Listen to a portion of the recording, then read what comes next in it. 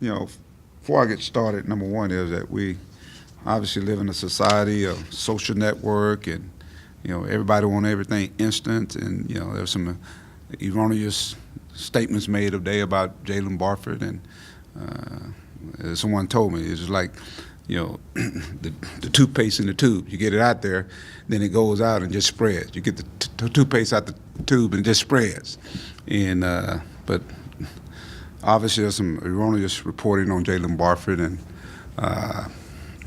as a coach, obviously you get that kind of information, and you're taken aback.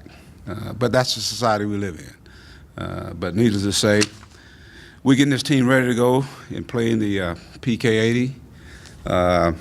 Honored to be going there. We also will have another addition to our team, and Dustin Thomas will be reinstated for this game as we move forward, starting with this tournament. So now we're getting more of our bodies back and getting them ready, and we're excited about playing against a tremendous Oklahoma team. This is going to be another test for our team as we go in a tournament setting, and it's a great test for us because I want to see how our guys are going to respond as the competition level goes up. And we talked about being dialed in for that next level. Well, we get an opportunity to do that in a neutral setting, and what better setting than a tournament of this nature. I know our guys are really, really super excited, and more importantly, it's just to honor someone who's been who innovator in our game. He's transcended.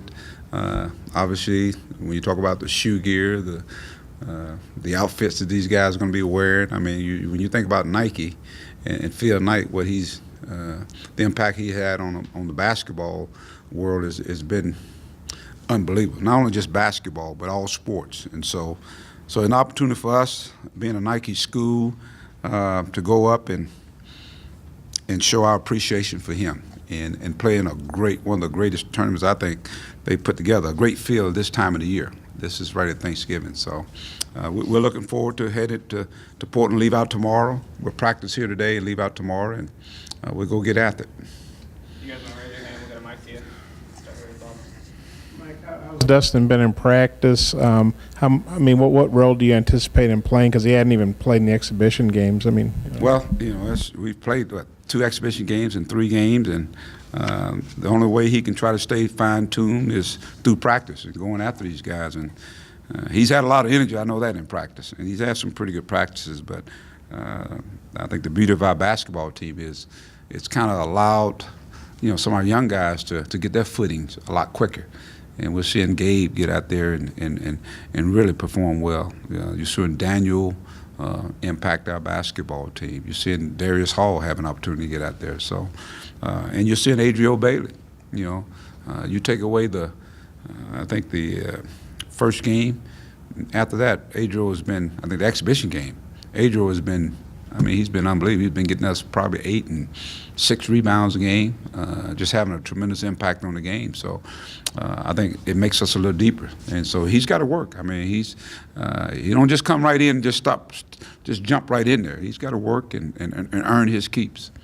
Just with the foul trouble that both Gafford and Trey Thompson have been in late, how important is it having Thompson just to pick up some minutes? That's a great point, Nate. That's to me is what it helps from that department, because you got an experienced guy. It's a 5th-year guy who's been here.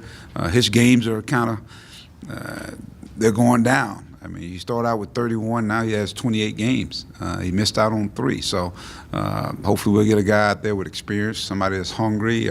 We know his versatility is really big for our basketball team. I think he's worked on really shooting the ball and maybe can stretch the floor a little bit more. But his ball handling, his rebounding, his tenacity, hopefully will be an asset.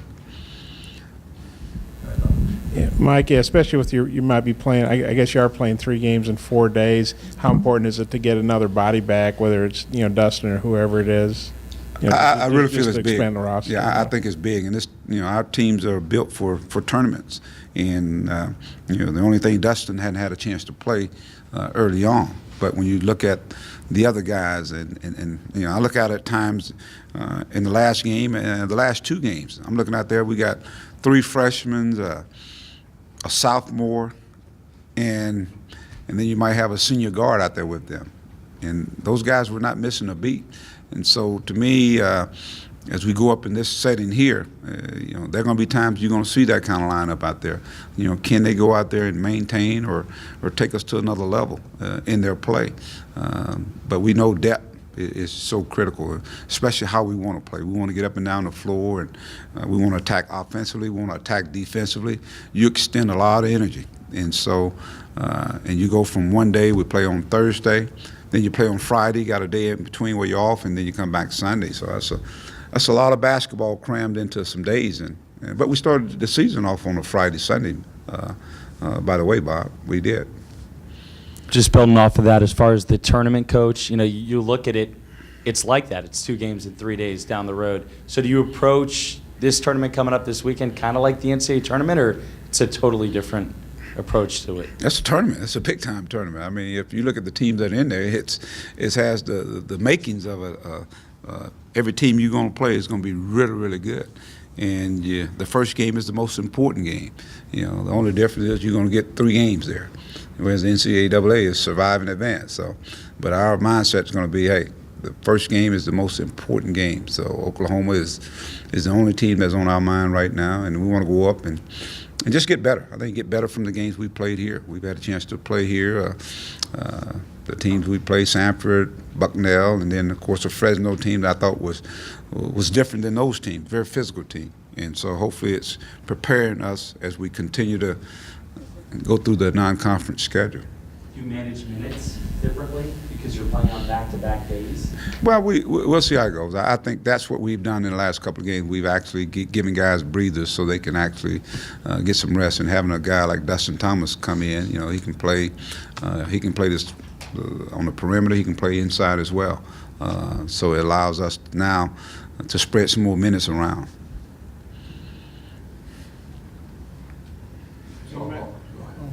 Okay.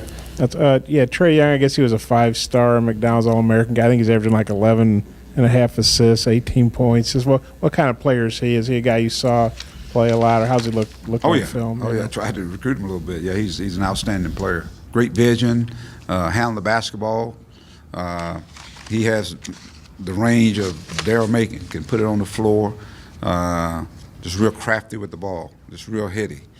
His dad played college basketball, so he's pretty instinctive player, and I think he's done a good job of coming in and just making that adjustment already. I mean, you're leading the nation in assists, so he's a big time player without a doubt, and has played top flight basketball, even when you talk about it in the AAU circuit.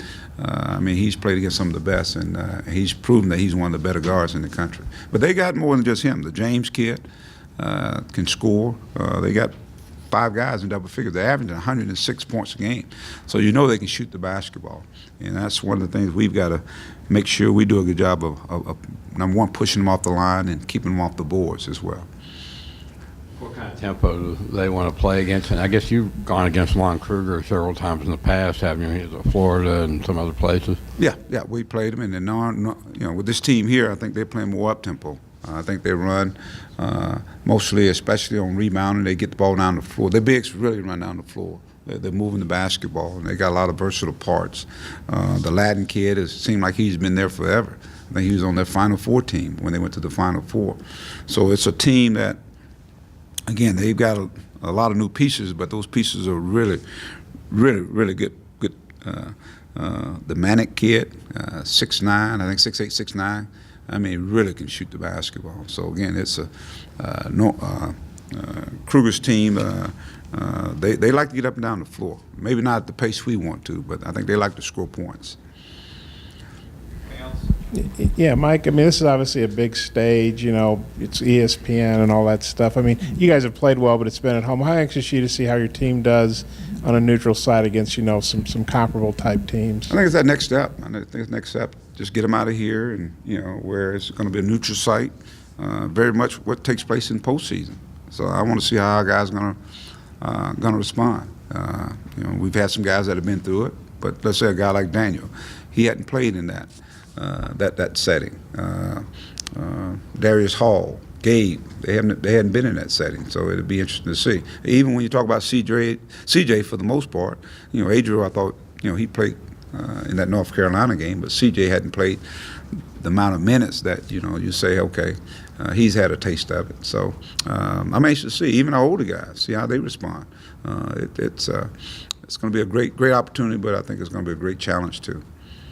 You wrote this report. I mean, how much time do you spend dealing with that today? Does it upset you? Does it take you off? Does it just sort of shake your head, or just what do you think about it? It's just today's society we're in, and I just wish people would, I'm a fact guy, a fact, and I think I would check if I'm reporting something. I think I would check the facts first, and that's the only thing that disturbs me, because we got a young man, and you're talking about that young man reputation.